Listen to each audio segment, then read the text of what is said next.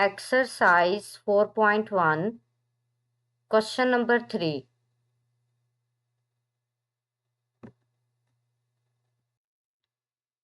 Factorize the following expressions. First expression is x square plus x minus 12. Basically हमने यहाँ पे x square plus X minus 12 को जो है वो फैक्टराइज करना है। अब देखिए यहाँ पे फैक्टराइज करने का फर्स्ट क्राइटेरिया ये है कि हमारे पास यहाँ पे 3 टर्म्स इन्वॉल्व हैं। क्या हमारे पास इन 3 टर्म्स में से कुछ ना कुछ कॉमन आता है? नो।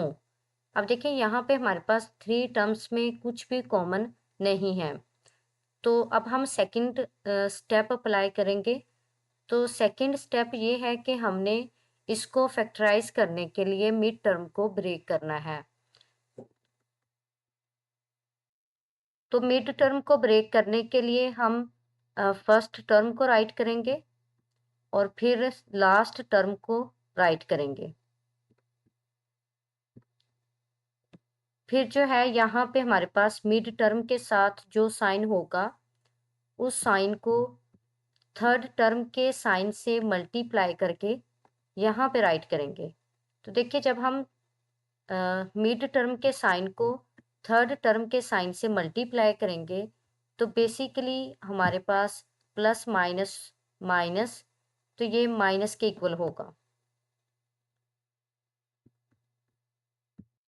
अब इसका मतलब ये है कि जब हम मिड टर्म को ब्रेक करेंगे तो बेसिकली वो मिड टर्म जो है वो हमारे पास 2 टर्म्स में ब्रेकअप होगी।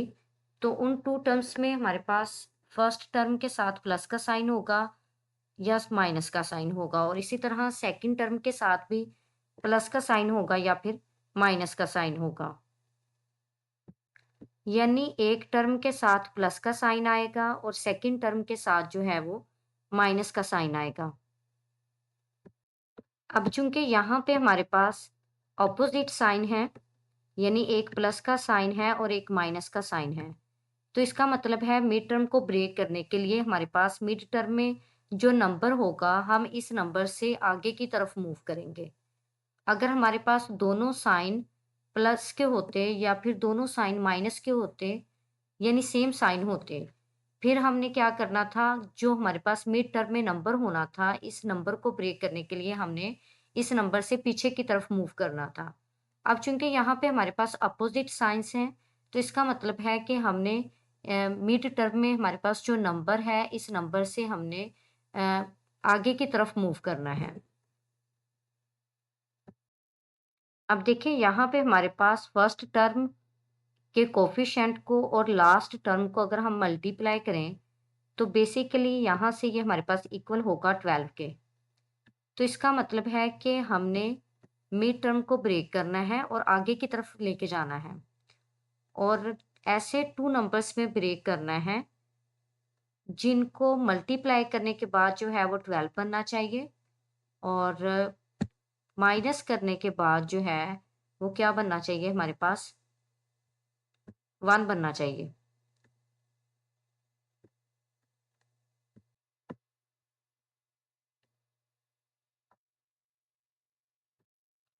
अब देखिए अगर हम 1 से आगे की तरफ मूव करते हैं तो 2 माइनस 1 ये बेसिकली 1 के तो इक्वल है, लेकिन 2 को 1 से मल्टीप्लाई करने से 12 नहीं बनता। तो इसका मतलब है कि ये वाला पेयर हम नहीं लेंगे। अब अगर हम सेकंड पेयर की बात करें तो यहाँ पे हमारे पास 2 से आगे की तरफ, हमने 1 से आगे की तरफ मूव कर रहे हैं ना, तो 2 से आगे जो है ये हमारे पास नेक्स्ट टर्म जो है वो 3 आएगी और 1 से आगे जो है वो 2। अब 3 माइनस 2 जो है बेसिकली ये 1 के तो इक्वल है, बट 3 को 2 से मल्टीप्लाई करने से ये हमारे पास 12 नहीं बनता। तो इसका मतलब है ये वाला पेयर जो है ये भी पॉसिबल नहीं है। अगर यहाँ पे हम थर्ड नंबर की बात करें यानी कि 1 से ऑनवर्ड, तो 4 माइनस 3 ये 1 बनता है, यानी 4 में से 3 को माइनस करेंगे तो ये 1 के इक्वल होगा, और यहाँ पे 4 को 3 से मल्टीप्लाई करने से ये 12 भी बनता है। तो इसका मतलब ये वाला पेयर जो है ये बेसिकली हमारे पास पॉसिबल है। तो अब देखिए यहाँ पे मिड टर्म को यानी 1 को हमने ब्रेक किया है 4 और 3 में। यानी यहाँ पे मिड मिड में हमारे पास x था, तो x को यहाँ पे हमने ब्रेक किया है 4x और 3x में। तो अब देखें यहाँ पे हमारे पास 4 3 ज़ा 12 भी बन रहा है और 4 में से 3 माइनस करेंगे तो ये x भी बन रहा है। तो बस ये ध्यान रखना है कि हमारे पास जो ओरिजिनल साइन होगा वो हमेशा बड़ी रकम के साथ आना चाहिए। तो देखिए यहाँ पे ओरिजिनल साइन जो है वो प्लस है, तो देखिए बड़ी रकम के साथ भी हमारे पास यहाँ पे बेसिकली प्लस का ही साइन है। तो अब देखिए यहाँ पे फर्स्ट 2 टर्म्स में से हमारे पास x कॉमन आ रहा है, तो बाकी जो है यहाँ पे x प्लस 4 बाकी बच जाएगा। इसी तरह जब हम -3x -12 में से माइनस भी कॉमन आएगा और 3 भी कॉमन आएगा, तो यहाँ से हमारे पास बेसिकली x प्लस 4 बाकी बच जाएगा। तो ये भी ध्यान में रखना है कि हमारे पास कॉमन लेने के बाद जो है ये दोनों टर्म्स सेम होनी चाहिए। अगर सेम नहीं है तो इसका मतलब हमारी फैक्टराइजेशन जो है वो ठीक नहीं है। तो यहाँ से फिर हमारे पास x प्लस 4 जो है ये कॉमन आ जाएगा और बाकी फर्स्ट टर्म में हमारे पास x बाकी बच जाएगा और सेकेंड टर्म में -3। तो यहाँ से हमारे पास X square plus X minus 12 जो है इसको फैक्टराइज करेंगे तो आंसर जो है वो इक्वल होगा x plus 4 into x minus 3 के। अब देखिए यहाँ पे हमारे पास सेकंड एक्सप्रेशन है x square plus 7x plus 10। तो अब यहाँ पे हमारे पास 3 टर्म्स इन्वॉल्व हैं, बट इन 3 टर्म्स में हमारे पास कुछ भी कॉमन नहीं है। तो फिर हम सेकंड स्टेप इस पे अप्लाई करेंगे, यानी मिड टर्म को ब्रेक करेंगे। मिड टर्म को ब्रेक करने के लिए जो है वो फर्स्ट ऑफ ऑल जो है हम फर्स्ट टर्म को राइट करेंगे और लास्ट को राइट करेंगे, यानी थर्ड टर्म को।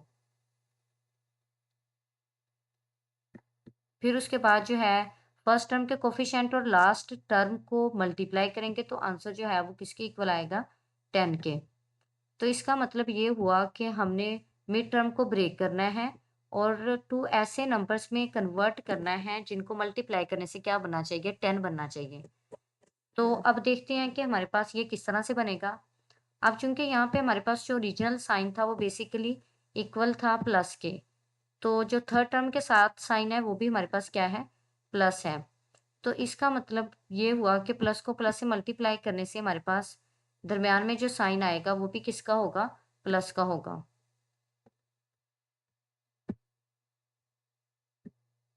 तो अब देखिए यहाँ पे हमारे पास ये भी प्लस का साइन है और ये भी प्लस का साइन है, यानी हमारे पास मिड टर्म को ब्रेक करने से जो 2 टर्म्स आएंगी उन दोनों टर्म्स के साथ जो है वो प्लस का ही साइन होगा।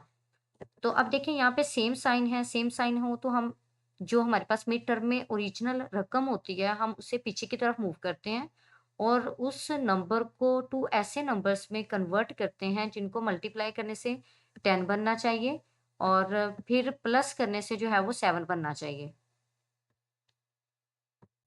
तो जब हम 7 से पीछे की तरफ जाएंगे तो हमारे पास 2 प्लस 5 जो है ये 7 बनेगा और 2 को 5 से मल्टीप्लाई करने से 10 बनेगा। तो यहाँ से फर्स्ट 2 टर्म्स में से हमारे पास x जो है वो ये कॉमन आ जाएगा और बाकी x प्लस 2 बाकी बच जाएगा यहाँ पे, और सेकंड 2 टर्म्स में से हमारे पास 5 कॉमन आएगा तो बाकी जो है वो x प्लस 2 बच जाएगा। तो यहाँ से x प्लस 2 कॉमन आ जाएगा और सेकंड टर्म में हमारे पास जो है वो फर्स्ट में x बच जाएगा और सेकंड में +5। तो यहाँ से जब हमने इसे फैक्टराइज कर लिया तो इसका आंसर जो है वो बेसिकली इक्वल आ गया x plus 2 into x plus 5 के।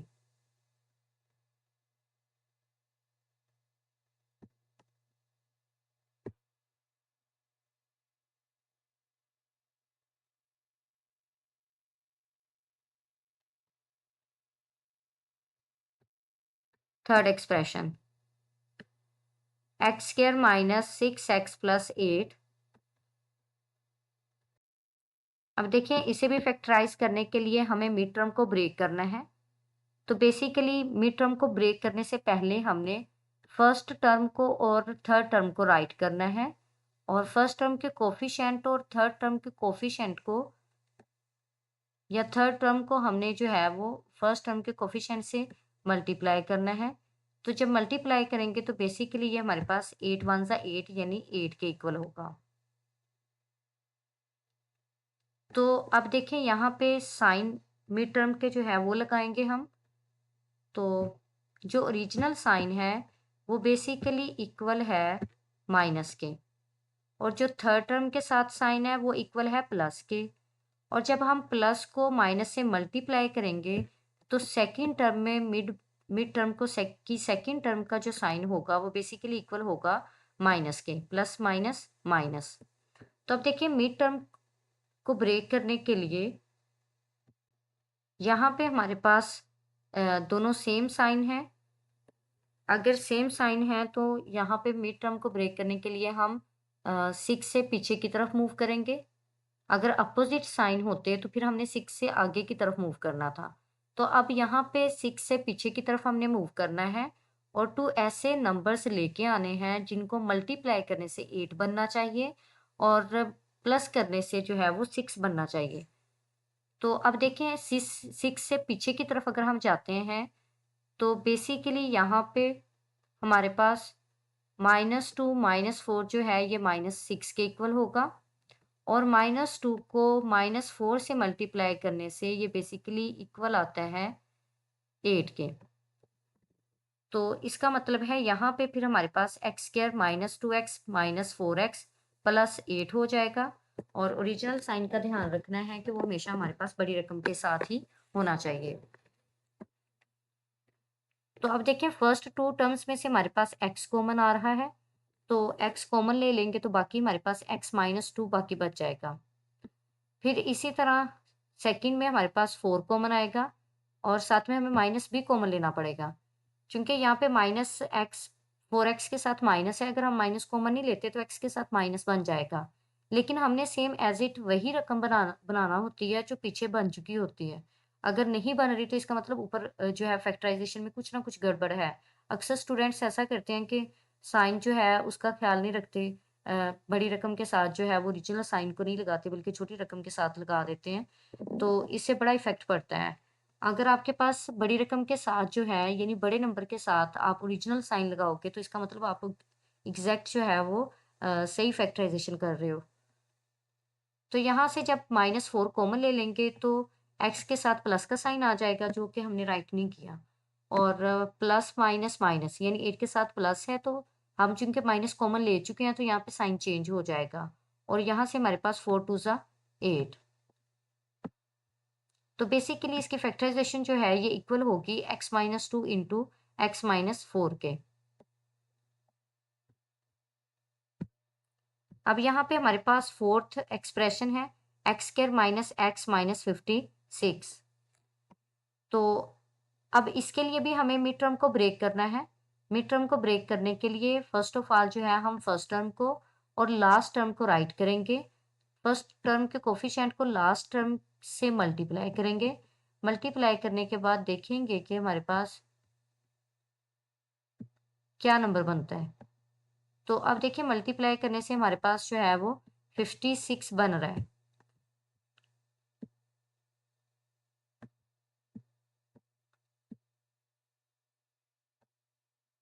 अगर हम साइन को भी साथ ले लें तो -56 बन जाएगा। तो अब देखिए यहाँ पे हमारे पास हमने मिड टर्म को ब्रेक करना है और 2 ऐसे नंबर्स में ब्रेक करना है जिनको मल्टीप्लाई करने से जो है वो 50 -56 बनना चाहिए, और माइनस करने से जो है वो 1 बनना चाहिए।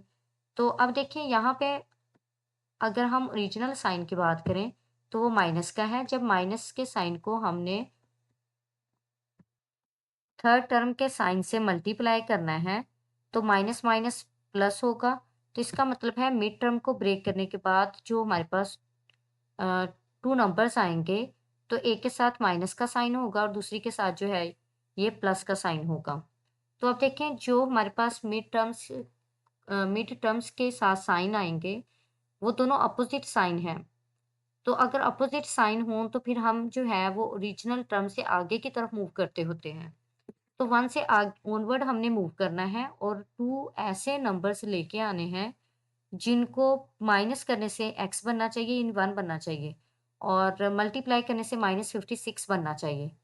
तो देखिए अगर हम 1 से आगे की तरफ जाते हैं तो 2 और 3 पहले 2 और 1 होगा, जो बेसिकली 2 के इक्वल होगा। फिर 3 और 2 होगा जो 6 के इक्वल होगा। फिर 4 और 3 होगा जो 12 के इक्वल होगा। फिर 4 और 5 होगा जो कि 20 के इक्वल होगा। फिर 5 और 6 होगा जो कि 30 के इक्वल होगा। फिर 6 और 7 होगा जो कि 42 के इक्वल होगा। और फिर आगे जो है वो 7 और 8 होगा, जो बेसिकली 7 और 8 को मल्टीप्लाई करने से आंसर जो है वो किसके इक्वल बन रहा है? -56 के। और देखिए यहाँ पे माइनस करने के बाद जो है यहाँ पे आंसर जो है वो भी -1 के इक्वल है। तो इसका मतलब है यहाँ पे हमारे पास जो ओरिजिनल साइन होगा वो बड़ी रकम के साथ ही आएगा, यानी 8x के साथ आएगा। तो अब यहाँ पे फर्स्ट 2 टर्म्स में से x कॉमन आ जाएगा। x कॉमन ले लेंगे, फिर बाकी हमारे पास x माइनस 8 बच जाएगा। और +7 कॉमन लेने से x माइनस 7 8 सा 56। तो यहाँ पे x माइनस 8 कॉमन ले लेंगे, तो यहाँ से हमारे पास x प्लस 7 बाकी बच जाएगा। और यहाँ से इसकी फैक्टराइजेशन जो है वो इस फॉर्म में ऑब्टेन हो जाएगी, x plus 8 into x plus 7।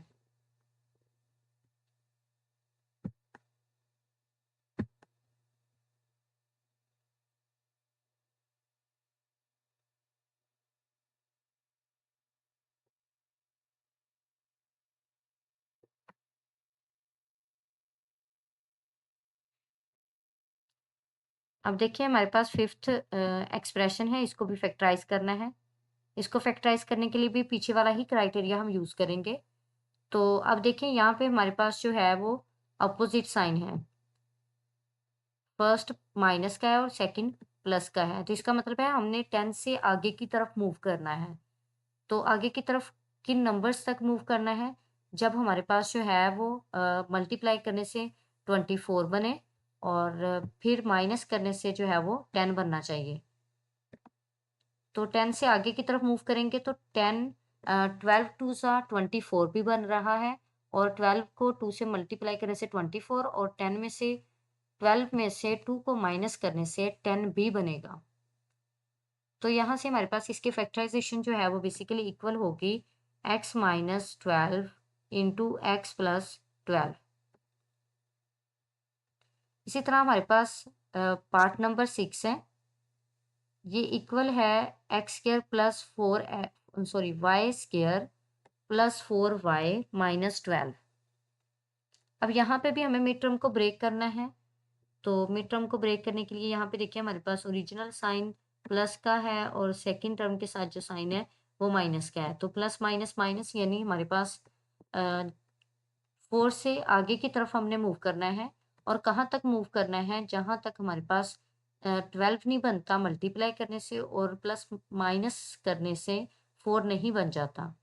तो देखिए 6 में से 2 माइनस करेंगे तो 4 के इक्वल होगा। और जब 6 को 2 से मल्टीप्लाई करेंगे तो ये बेसिकली 12 के भी इक्वल होगा।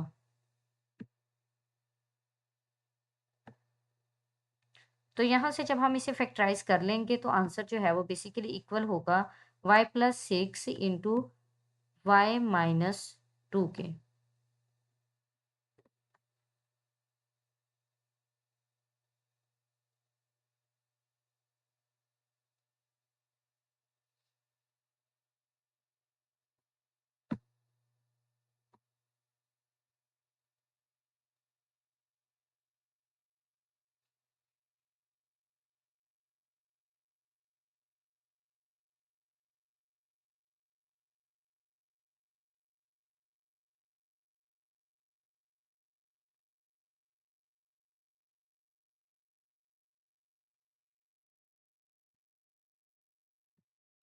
Question number 4. Factorize the following expressions. First one is 2x square plus 7x plus 3. Basically question number 3 जो था इसमें हमारे पास फर्स्ट टर्म में वेरिएबल का कोफिशिएंट 1 था। तो अब चूंकि यहाँ पे हमारे पास फर्स्ट टर्म में वेरिएबल का जो कोफिशिएंट है वो बेसिकली इक्वल है 2 के। अब फर्स्ट ऑफ ऑल हमने चेक करना है क्या हमारे पास इन 3 टर्म्स में कुछ ना कुछ कॉमन है? नो, इन 3 टर्म्स में हमारे पास कुछ भी कॉमन नहीं है। तो इसका मतलब है हम फिर सेकंड स्टेप को अप्लाई करेंगे इस पे। सेकंड स्टेप में है कि हमने यहाँ पे मिड टर्म को ब्रेक करना है। तो मिड टर्म को ब्रेक करने का क्राइटेरिया जैसे कि हमने क्वेश्चन नंबर 3 में किया बिल्कुल वैसे ही है। बस फ़र्क ये है कि वहाँ पे हमारे पास फर्स्ट टर्म में वेरिएबल का जो कोएफ़िशिएंट था वो 1 था, लेकिन यहाँ पे कोएफ़िशिएंट जो है वो कोई ना कोई नंबर होगा। जैसा कि फर्स्ट में हमारे पास यहाँ पे 2 नंबर हैं। मिड टर्म को ब्रेक करने के लिए यहाँ पे हम फर्स्ट टर्म को राइट करेंगे और लास्ट टर्म यानी थर्ड टर्म को राइट करेंगे।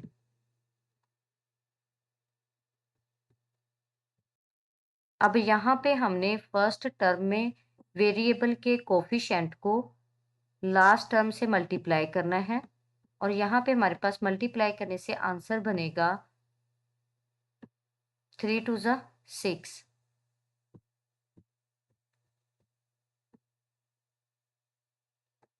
तो बेसिकली यहाँ पे मिड टर्म को ब्रेक करना है हमने और जब हम 7 को ब्रेक करेंगे तो हमने इन 2 नंबर्स में इसे ब्रेक करना है, जिनको मल्टीप्लाई करने से 6 बनना चाहिए और प्लस करने से जो है वो दोबारा 7 बनना चाहिए।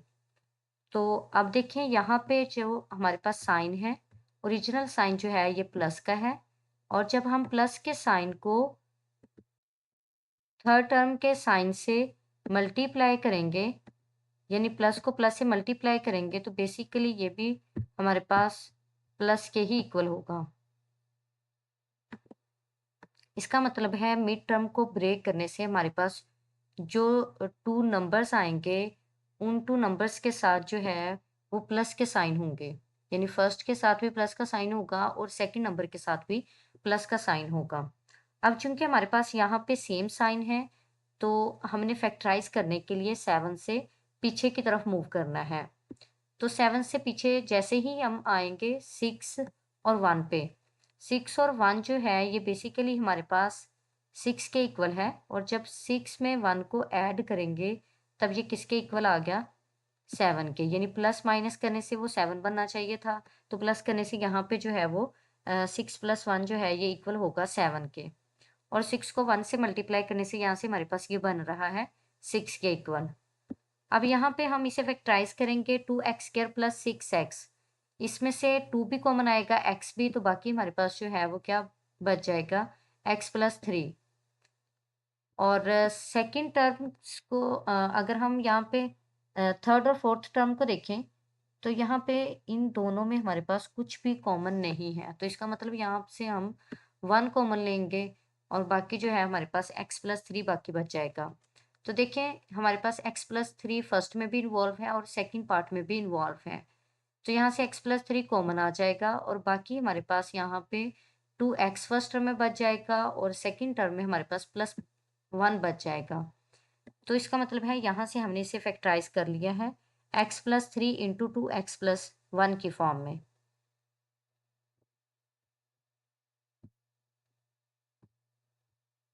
अब देखिए सेकंड पार्ट है हमारे पास 2x² + 11x + 15।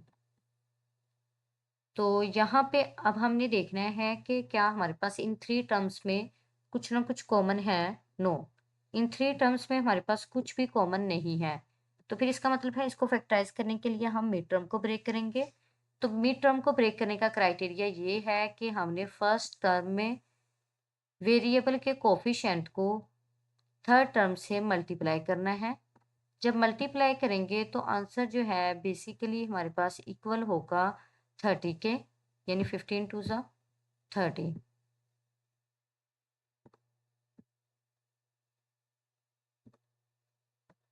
तो अब जब हमने मिड टर्म को ब्रेक करना है तो इसे इन 2 नंबर्स में कन्वर्ट करना है, जिनको मल्टीप्लाई करने से वो क्या बनना चाहिए?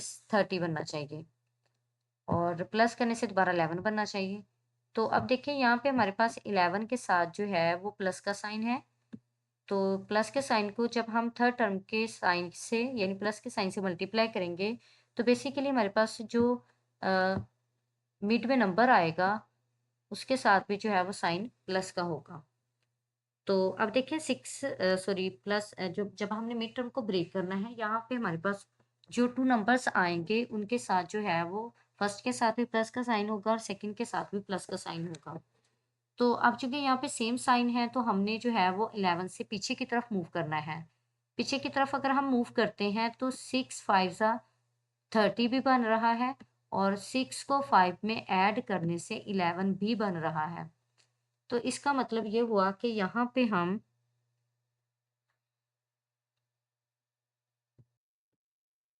मिड टर्म को ब्रेक करके यानी 11x को ब्रेक करके यहाँ पे राइट करेंगे प्लस 6x प्लस 5x। तो इसको फैक्टराइज करेंगे तो फर्स्ट 2 टर्म्स में से 2 कॉमन आएगा और x कॉमन आएगा, तो बाकी जो है वो x प्लस 3 बाकी बच जाएगा। और फिर नेक्स्ट वाली 2 टर्म्स में से हमारे पास प्लस भी कॉमन आएगा और 5 भी। और देन हमारे पास बाकी जो बचेगी वैल्यू वो होगी x plus 3।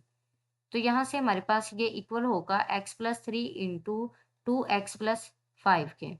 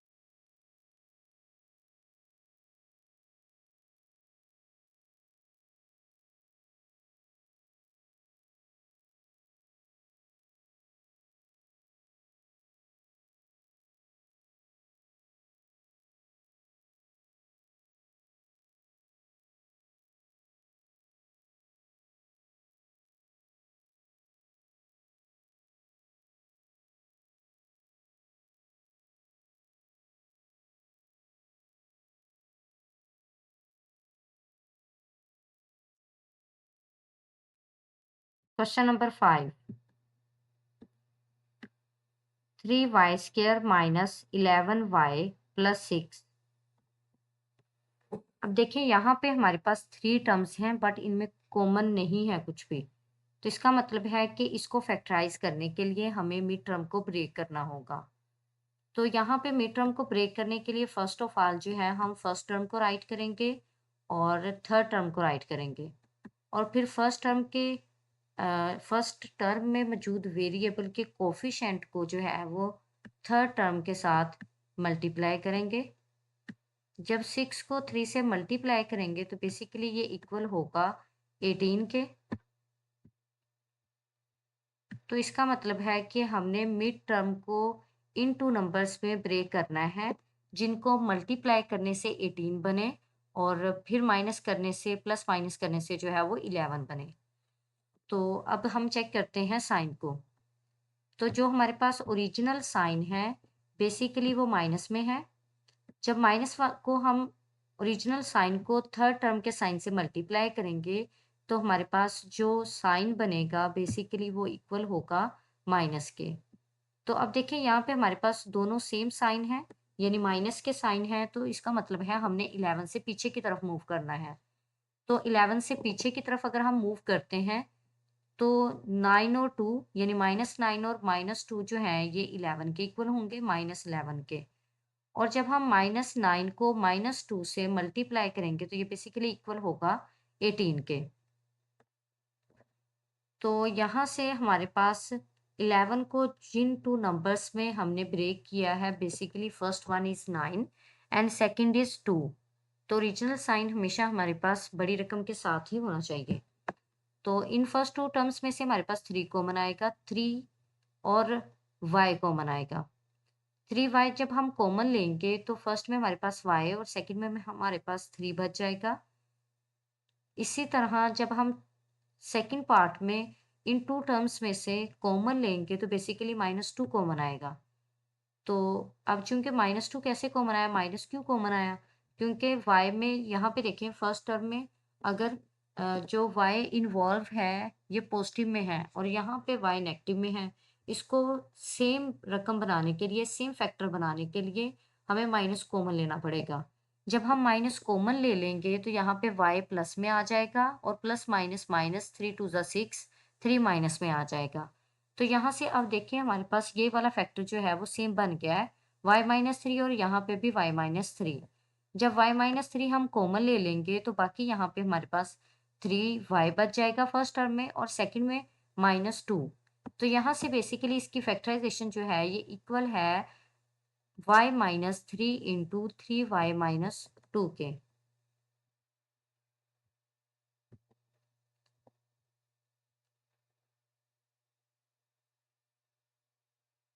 Question number 6, 2y² - 5y + 2। अब यहाँ पे भी इन 3 टर्म्स में से कुछ भी कॉमन नहीं है। तो इसका मतलब है फिर हम सेकंड स्टेप को अप्लाई करेंगे यानी मिड टर्म को ब्रेक करके इसे फैक्टराइज़ करेंगे। तो मिड टर्म को ब्रेक करने के लिए हम पीछे वाला ही क्राइटेरिया यूज़ करेंगे। फर्स्ट टर्म को राइट करेंगे और लास्ट टर्म को राइट करेंगे। फर्स्ट टर्म में मौजूद वेरिएबल के कोएफ़िशिएंट को लास्ट टर्म से मल्टीप्लाई करेंगे। तो बेसिकली ये हमारे पास 4 के इक्वल होगा। तो अब हमने मिड टर्म को यहाँ पे ब्रेक करना है यानी 5 को इन 2 नंबर्स में ब्रेक करना है जिनको मल्टीप्लाई करने से 4 बनना चाहिए। तो अगर हम साइन को देखें तो यहाँ पे हमारे पास माइनस का साइन है और यहाँ पे हमारे पास थर्ड टर्म के साथ प्लस का साइन है। तो जब माइनस के साइन को प्लस के साइन से मल्टीप्लाई करेंगे बेसिकली यहाँ पे जो हमारे पास साइन बनेगा वो माइनस का होगा। अब चूँकि जब हमने मिड टर्म को ब्रेक करना है, हमारे पास जो 2 नंबर्स आएँगे, उन 2 नंबर्स के साथ हमारे पास माइनस के ही साइन होंगे। तो चूँकि यहाँ पे सेम साइन है, तो इसका मतलब हमने 5 से पीछे की तरफ मूव करना है। तो अगर हम पीछे की तरफ मूव करते हैं, तो -4 -1 जो है, ये इक्वल होगा -5 के और -4 इंटू -1 जो है, ये इक्वल होगा 4 के। तो अब यहाँ से हम कॉमन लेंगे देन हमारे पास ये वैल्यू जो है ये एक्सप्रेशन जो है इसकी फैक्टराइजेशन जो है ये इक्वल होगी y-2 इंटू 2y-1 के।